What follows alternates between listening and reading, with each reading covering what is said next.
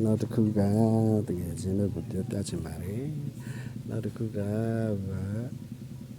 ဖုန်းတွေက အင်တာနက်ဖွင့်တဲ့ချိန်မှာဆိုရင်ဖုန်းတွေကကြော်ညာတအားဝင်တဲ့ဟာတွေပိတ်တဲ့နေလေးပါအဲ့ဒါကိုအမှဆုံး setting နဲ့မှဝင်ရမယ် setting နဲ့မှဝင်ပြီး Google တစ်ချက်ရှာရမယ်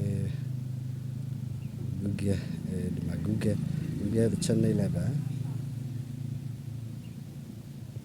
Google တစ်ချက်နှိပ်ပြီးရင်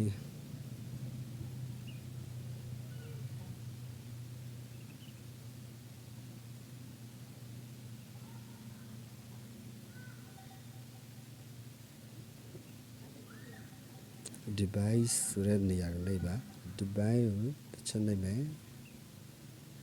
တစ်ချက်နှိပ်ပြီးဒီနေရာမှာကိုယ်ကဖွင့်ထားတယ်ဆိုရင်ဒီလိုဖွင့်ထားတယ်ဆိုရင်ဒီလိုပြန်ပိတ်ပေးပါဒီလိုပြန်ပိတ်ပေးပါအဲ့ဒါဆိုရင်အင်တာနက်ဖွင့်တဲ့ချိန်မှာ line တွေက automatic တို့ဟာဟိုကြော်ညာတွေဝင်ရှုပ်နေတဲ့ဟာတွေဒီဘက်ပြီးသွားပြီဆိုရင် ADS မှာလည်းအကယ်၍ ID ကကျွန်တော်ပိတ် delete လုပ်လိုက်ပါပြီအကယ်၍ delete ပေါ်လာလို့ရှိရင်ဒီဟာ delete ကို ID delete ပလိုက်ပါ delete ဆိုတဲ့ပုံ ID ကိုဒီလို ID ကိုဖြတ်ပလိုက်ပါ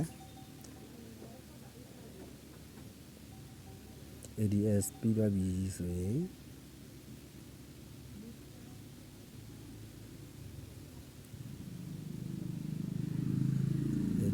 ပြီးတော့ဒီဆိုရင်ဒီကအကုန်လုံးဖွင့်ထားတယ်ဆိုရင် user diagnostic ထဲကိုဝင်ပါအကောင်ဖွင့်ထားတယ်ဆိုရင်ဒီလိုဖွင့်ထားတယ်ဆိုရင်ပြန်ပိတ်ပေးပါပိတ်ပေးလို့ရှိရင်ဖုန်းတွေကကြော်ညာလေးပဲအကုန်လုံးပြတ်ကိန်းမှပါပြတ်ကိန်းသွားမှာပဲအဲ့လောက်စုခံပါပြီဒီပြန်ထွက်ပေးပါအကုန်လုံးပြန်ပိတ်ပေးပြီကျေးဇူးများတင်ပါတယ်ကြည့်ရှုပေးတဲ့အတွက်